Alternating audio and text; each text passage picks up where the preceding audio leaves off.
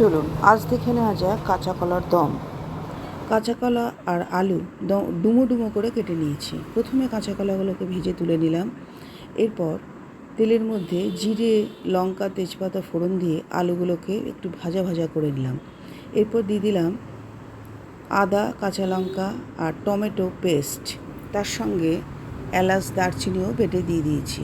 এরপর দিয়ে দিলাম পরিমাণ মতো নুন, হলুদ, মিষ্টি আর একটা ছোট ক্যাপসিকাম, টমেটো বড় বড় করে কেটে দিয়ে দিলাম। তারপর নাড়াচাড়া করে ছোট বাটির 1 বাটি জল দিয়ে মিনিট 5-7 জন্য ঢেকে দেব। মিনিট 5-7 পর আলু হাফ সিদ্ধ হয়ে গেছে। এইবার দিয়ে দিলাম ভাজা কাঁচা কলা, অল্প একটু হাফ কাপ জল।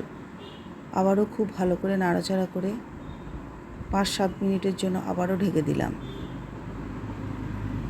5-7 মিনিট পর ঢাকনা খুলে দেখুন এইবার কিন্তু সব কিছু ভালোভাবে সিদ্ধ হয়ে গেছে, গা মাখা মাখাও হয়ে গেছে। দেখুন কেমন লাগছে। প্লেটিং করে নিয়েছি। খেতে কিন্তু খুব ভালো হয়েছিল।